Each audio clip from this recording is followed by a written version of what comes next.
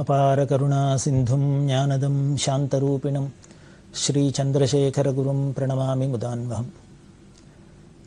மகாபிரிவா 1978 வருஷம் சாதுர்மாசியத்தும் போது கர்நாடகத்தில் உள்ள ஹகரிங்கிற இடத்துல இருந்தால் அந்த சாதுர்மாசியத்தில் இருக்கிறதே வாக்கியார்த்த சதஸ்லாம் நடந்தது. அதில் தரிசனத்துக்கு வந்த ஒருத்தரை கூப்பிட்டு பெரியவா வாக்கியார்த்தம் சொல்ல சொன்னால் அவர் லலிதா சஹஸ்ரநாமத்திலேருந்து மித்யா ஜெகத திஷ்டானா அப்படிங்கிறதுக்கு வியாக்கியானம் பண்ணினார். கூட இருந்த வித்வான்கள்லாம் ரொம்ப ஆச்சரியப்பட்டா, சந்தோஷப்பட்டா. இப்பேற்பட்ட வேதாந்த தத்துவங்கள்லாம் அடங்கியிருக்கு. ஏதோ நம்ம சஹஸ்ரநாமம் அஷ்டோத்திரம் அப்படின்னா அதில் ஏதோ அர்ச்சனைக்கு பண்ணுறது நாமாவளே அப்படின்னு நினச்சிட்டு இருக்கோம். ஆனால் எப்படி வேதாந்தங்கள் கொட்டி கிடக்கு, பெரிய பெரிய விஷயங்கள்லாம் எப்படி நமக்கு சொல்லப்பட்டிருக்கு, எவ்வளவு எளிமையாக சொல்லப்பட்டிருக்கு அப்படின்னு வித்வான்கள்லாம் பாராட்டினா அப்படின்லாம் பார்த்தோம். எல்லாரும் அப்படியே ஆச்சரியப்பட்டு விக்கிச்சு போனா. யாருமே எதிர்பார்க்கல. ஏதோ வேதாந்த விசாரம் வாக்கியார்த்தசஸ் அப்படின்னா இனிமேல் பிரம்மசூத்திர பாஷ்யத்தை எடுக்கணும், கீதா பாஷ்யத்தை எடுக்கணும், பிரஸ்தானத்திரை பாஷ்யம் வேணும், அப்படி இப்படின்னு தானே நாம் ஏதோ நினச்சிட்டு இருப்போம். ஆனால் பெரியவா என்ன பண்ணார், ஒரு சகசிரநாமம் அந்த ஒரு நாமாவளி எடுத்துன்னு இப்படி எல்லாம் கூட பண்ண முடியும். அது கூட யாரோ வந்த ஒருத்தரை வச்சு பண்ண சொன்னான். இது எப்படி இருக்கு அப்படின்னு அவருக்கே தெரியாது. நாம் இத்தனை எல்லாம் பண்ணியிருப்போம், பண்ண போகிறோம் அப்படின்னு அவர் ரொம்ப பயந்தார். இது முடிஞ்சதுக்கு அப்புறம் தான் அவருக்கு ஆச்சரியமா இருந்தது. இது எப்படி இருக்கு அப்படின்னு நாம் ஒரு ஸ்லோகம் சொல்ற வழக்கம். மூகம் கரோதி வாசாலம் பங்கும் லங்கேதே கிரிம் எத் கிருபா தமகம் மந்தே பரமானந்த மாதவம் அப்படின்னு சொல்றோம் இல்லையா. இங்க வேணா வார்த்தையை மாத்திக்கலாம். எத் கிருபா தமகம் மந்தே பரமானந்த சத்குரும் அப்படின்னு சொல்றாப்புல அந்த குரு கிருபையில குரு சன்னதியில பண்ணு அப்படின்னு சொல்லிவிட்டார்னா அவ்வளவுதான். அந்த அனுகிரக சக்தி நம்மளை எப்படி வாக்விலாசம் உள்ளவாளா ஆக்கிறது அப்படின்னு. மூக்கம் கரோதி வாசாலம் அப்படின்னா ஊமையா இருந்தவாளே எப்படி ஒரு பெரிய பேச்சாளர் ஆக்குறதோ, இதெல்லாம் ஸ்லோகத்தில் சொல்றது நாம் ஏதோ புராணங்கள் படிக்கலாம் எவ்வளவு சத்தியம் அப்படின்னு இந்த நிகழ்ச்சி மூலியமா பார்த்தோம். அப்படி இருக்கிறதே இந்த அகரியிலேருந்து பெரியவா சாதுர்மாசியத்தை முடிச்சுட்டு விஸ்வரூப யாத்திரையை தொடங்குறா. விஸ்வரூப யாத்திரையில பக்கத்துல கர்னூல் ரோடு, அந்த கர்னூலுக்கு வர ரோடு, அதில் போய் இருந்தால் விஸ்வரூப யாத்திரையை முடிச்சுட்டு தொடர்ந்து பெல்லாரிங்கிற இடத்துக்கு வந்தா. பெல்லாரியில் கன்னிகா பரமேஸ்வரி கோவில், அந்த கன்னிகா பரமேஸ்வரி கோவிலில் தங்கியிருந்தா. அந்த பெல்லாரியில் பெரியவா போன அன்னைக்கு ஒரு ரெக்கார்டு என்னன்னா, கார்த்தால 8 மணிலேருந்து ராத்திரி 10 மணி வரைக்கும் நான் ஸ்டாப்பாக தரிசனம். கூட்டம்னா அப்படி ஒரு அசாத்தியமான கூட்டம். அந்த ஜனங்கள்லாம் ஆச்சரியமா இருக்கும். அதுவும் இந்த கர்நாடகாவில் உள்ள பக்தாலாம், இந்த ஆந்திர தேசத்து ஜனங்கள், கர்நாடக மகாராஷ்டிர ஜனங்கள்லாம் முன்ன பின்ன தெரியலன்னா கூட பெரியவாளை பார்த்தோன்னு தெரிஞ்சு கொடுத்துனால் அதுக்கப்புறம் வாய் வழியா பரவி அக்கம் பக்கத்துல எங்கேதோ புத்துலேருந்து ஈசல் கிளம்பி வராப்புல வந்து மொச்சுண்டு பெரியவாள்கிட்ட அப்படி ஒரு பக்தி பண்ணிட்டு அவளுக்கு ஹார்த்தி எடுக்கிற அழகும், அவள் பாடுற அழகும், அப்படி ஒரு பக்தி பண்ற அழகும், பஜனை பண்ற அழகும் அப்படி பார்க்க ஆனந்தமா இருக்கும். அப்படிதான் இந்த பெல்லாரியிலையும் கார்த்தால 8 மணிலேருந்து ராத்திரி 10 மணி மட்டும் தரிசனம்.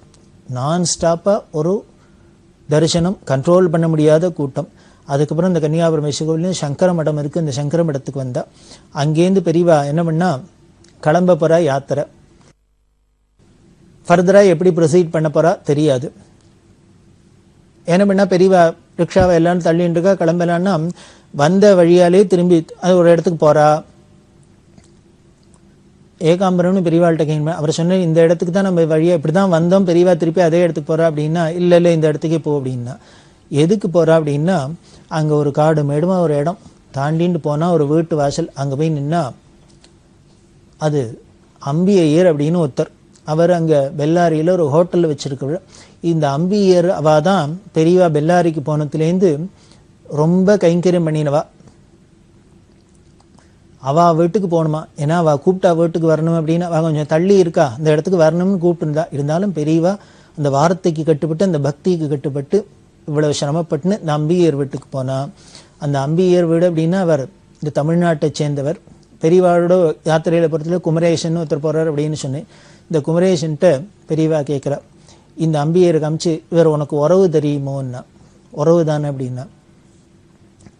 குமரேசனுக்கெல்லாம் ஆச்சரியம் வந்து, நாம் எங்கேயோ காஞ்சிபுரத்தில் இருக்கோம், இவர் எங்கேயோ பெல்லாரியில் இருக்கார், நமக்கும் இவருக்கும் என்ன உறவு? அவர் தான் ஒரு தமிழ்நாட்டுக்காரா அப்படிங்கிறது வேணா இருக்கலாம்.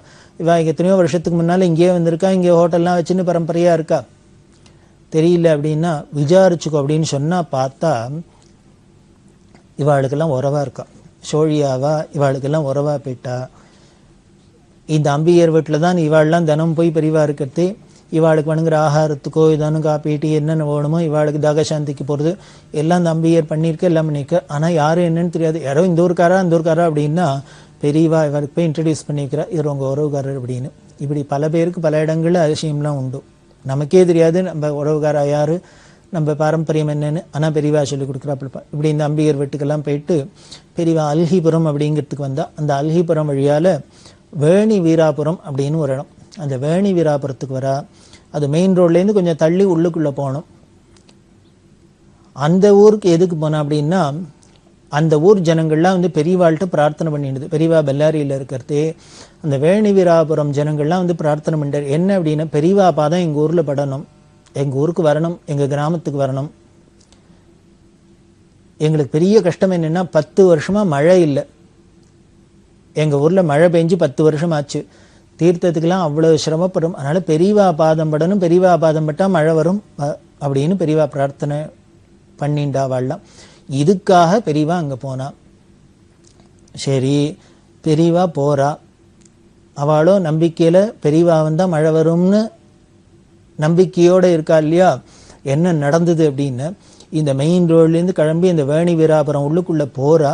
அந்த ஊர் எல்லையில் காலை வச்சாலோ இல்லையோ எங்கே இந்த மேகம் மூடித்து எப்படி மழை கொட்ட ஆரம்பிச்சுன்னு தெரில. கொட்டு கொட்டு கொட்டு கொட்டுன்னு கொட்ட ஆரம்பிச்சிருது மழை. ஏதோ நாம் புராணங்கள்லாம் பார்க்குறோம். ரிஷ்யசிங்கருங்கிற ஒரு மகரிஷி அவர் அழிச்சுன்னு வந்தால் அயோத்தியில் கோசல தேசத்தில் மழை பெய்யும்னு சொன்னால் அப்படி இல்லை.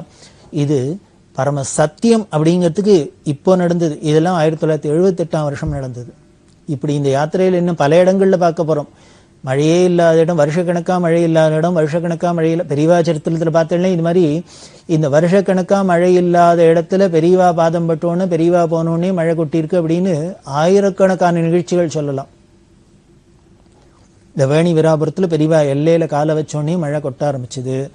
மழை கொட்டு கொட்டு கொட்டுன்னு கொட்டுறது. பெரியவா வரேன்னு சொல்லிட்டா உள்ளே போயின்னு இருக்கா. போகிறா. அந்த ஜனங்கள்லாம் என்ன பண்ணிட்டு பரம சந்தோஷம். 10 வருஷமாக மழை இல்லாதவாளுக்கு கொட்டு கொட்டுன்னு ஒரு மழை கொட்டிதுன்னா எவ்வளோ சந்தோஷமாக இருக்கும். அப்படியே அந்த ஊரில் இருக்கிற ஜனங்கள்லாம் ஆண்களாகட்டும் பெண்களாகட்டும் குழந்தைகளாகட்டும் எல்லாரும் பக்தி பரவசத்தில் அப்படியே பகவன் நாமாவை சொல்லிண்டு ஆடிண்டு பாடிண்டு உற்சாகமாக வரவேற்கிற. எல்லாரும் சொட்ட சொட்ட நினைஞ்சுன்னு தான் இருக்கா.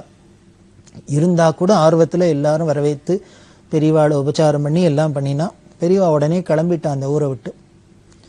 வந்தாச்சு, அனுகிரகம் பண்ணியாச்சு, மழை கொட்டியாச்சு, அவளோட தாகத்தை தீர்த்தாச்சு.